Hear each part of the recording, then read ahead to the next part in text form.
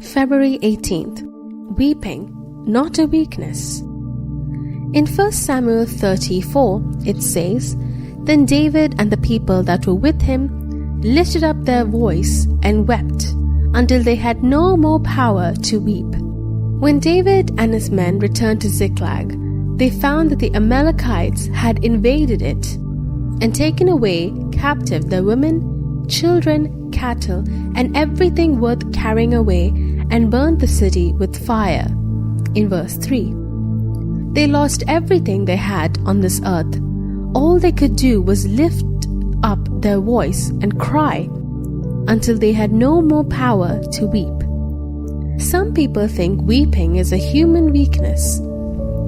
Whatever the interpretation given by the people of this world, weeping in the presence of God is one of our mightiest weapons.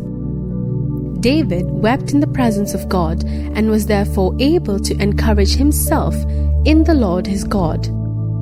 Then David recovered all that the Amalekites had carried away, and there was nothing lacking to them, neither small nor great, neither sons nor daughters, neither spoil nor anything that they had taken to them. In verse 18 and 19. Yes, this is what happens when we learn to pour out our heart before God and cry with all sincerity. Our God is able to restore to us all that the Amalekites have taken away, not partly but wholly. It is amazing to see that David was not only able to get back all that they had lost, but was also able to get the spoil of the enemies of the Lord, of which he could send presents to his friends. Dear child of God, are you going through a Ziklag experience now? Do you feel you have lost your prayer life, your holiness, your close walk with God, your first love, peace with God, and your earlier zeal for God? Do you feel your fleshly nature has devastated your spiritual life? You do not need to be discouraged.